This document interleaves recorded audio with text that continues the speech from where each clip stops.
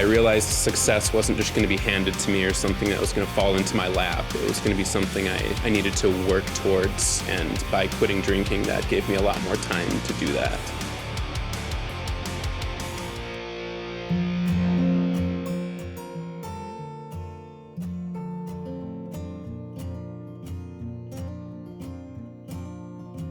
So when I was in middle school, I remember rummaging through our old storage room in my old house and finding my dad's old Gibson acoustic guitar, and just picked it up and started plucking notes, and I tuned it so that it played a beautiful chord even without having to put my fingers on it, and I just loved the way that sounded and wanted to learn how to control that instrument. Starting that day, I spent hours and hours out there playing guitar, playing drums with my friends, and learning what sounded good, learning cool stage moves, what looked cool.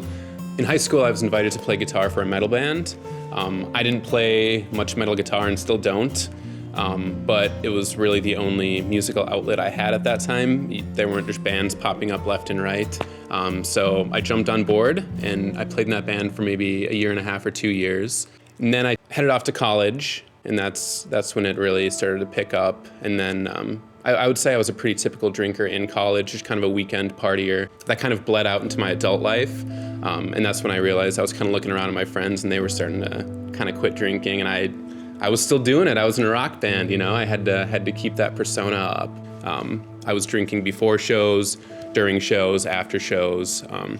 You didn't have to twist my arm to invite me out to a party or go drinking. That was just a huge part of my life at the time. So I took every opportunity that I could to party and hang out the way I wanted to hang out.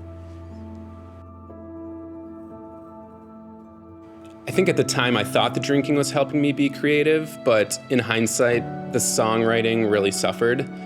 It was hurting me more than anyone. I was gaining weight, I was losing sleep. It was just very unhealthy for me.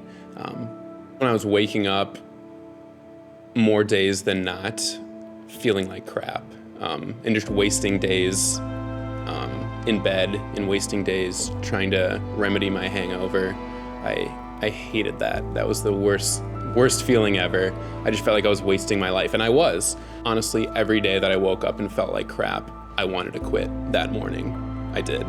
But then every day at 6 p.m., I felt a little bit better, and back to the drink. I tried quitting on my own for a very, very long time and failed over and over and over. I just kept telling myself, like, okay, this is last weekend, I'm gonna do this. Well, my birthday's next weekend. Maybe next weekend will be my last weekend. But then it's, there's that football game on TV. Maybe that'll be my last time. And it just comes to a time when you realize you can't do it on your own. Or I came to the realization that I can't do this on my own. So I reached out to my family. So that was a really big moment in my life, and I remember it really well. I was sitting there with my phone, and I had my mom pulled up, and my thumb was just hovering over the call button for probably 10 minutes. Like, do I call her? Because at the time I was like, if I hit this button, that's the end of my drinking. And at the time I was so attached to it, that I was like, do I make this life change right now, or do I push it off another weekend? And I knew what that road was. It was going to be next weekend, then next weekend, then that. I'd played that game before, so my thumb hit the button, and calling my mom up and letting her know that I think I might have a problem, and that I needed some help. So she helped me get the help I needed, and just finding that support system in your life, finding friends and family who are willing to support you was really important for me.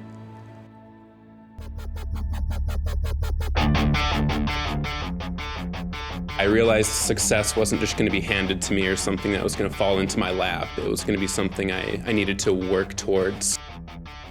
And by quitting drinking, that gave me a lot more time to do that. I don't even drink anymore. Putting all of that energy I used to put into drinking and partying into music, which is super therapeutic. Hot Pink Hangover is my therapy, and it's the reason I stay sober.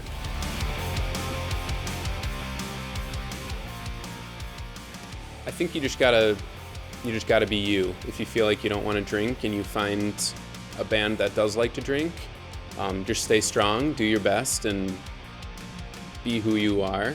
Maybe others will follow, maybe they won't. If you ever feel uncomfortable in that situation, there are other sober musicians out there.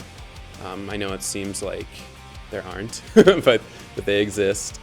Every morning now I wake up, I feel fresh, I feel ready to go, I feel inspired and ready to write a new song. I still don't feel like I've written my best song yet, and that's something that pushes me every day to be a little bit better, and the fact that I'm sober allows me to be better every day. Drinking is never going to help you in any profession. There's a reason that you can't show up to work drunk every day, and the same can be said about music. I've never really been in a successful band before, and I feel like, we're playing 2 or 3 shows a week, so we're doing pretty well. We're getting bigger online every day. And I know that if I were drinking, that wouldn't be the case.